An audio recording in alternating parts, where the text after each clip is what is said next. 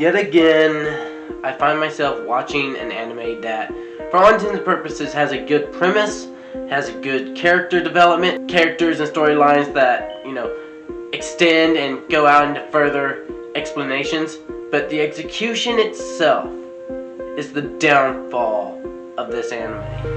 So hello everybody, welcome to Anime Guardian. I am your host Jay, and today, the 2016-2017 anime produced by TMS Entertainment and Shinye Animation Trickster.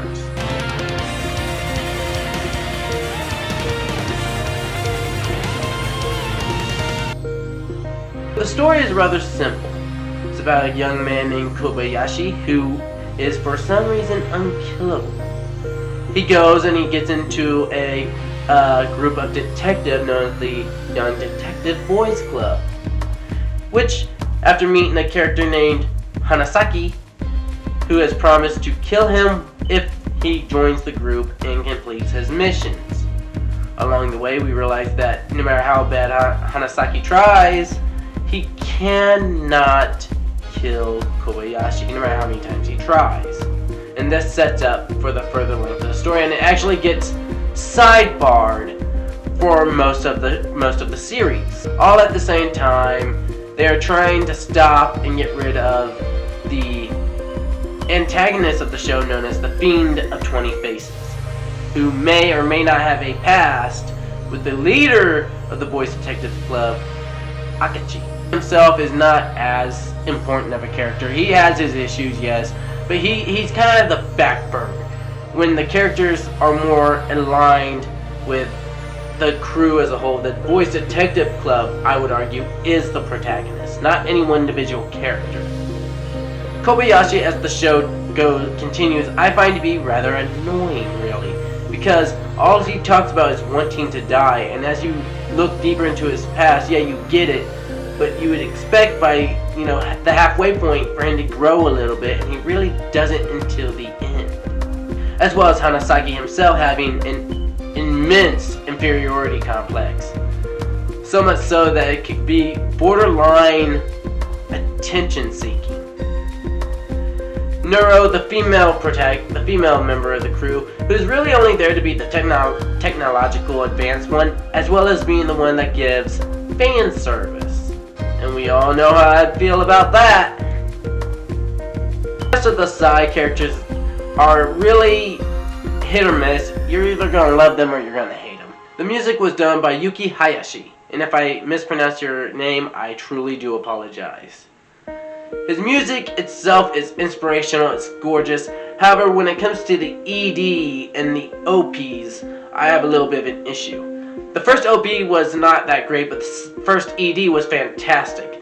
Vice versa, by the halfway point, it had switched. The second OP was beyond gorgeous, while the second ED leaves little to be desired. And as far as the animation with them, the OP's animations on both the first and second OP are gorgeous, while the second ED just has a still panning down animation, which is kind of lackluster, to be honest. The Japanese dub was fantastic, with such characters as Akachi being done by Daisuke Ono, who you might recognize from 11 Eyes or the Kyoto Annie Trilogy movie. And Fiend of 20 Faces Japanese dub was done by someone named Got. And again, if I apologize if I butchered your name. But he has done works such as Shiki, which, if you've seen my old review of Shiki, that will be coming back very, very soon. Now, the dub has some core people that really makes it what I consider to be legitimized. In No Way, done by J. Michael Tatum, was fantastic.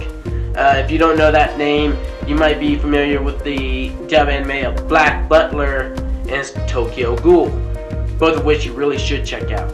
Now, the animation I have a little bit of an issue with. The animation was done by TMS, who has done work such as Batman the Anime Series, as well as a newer anime series known as Dr. Stone.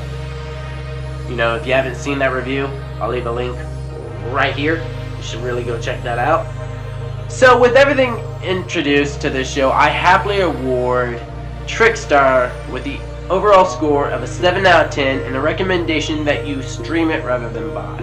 It's a good show, but if you're not really into the character development, which there are very little of until the end, you're not going to stay to this show very much.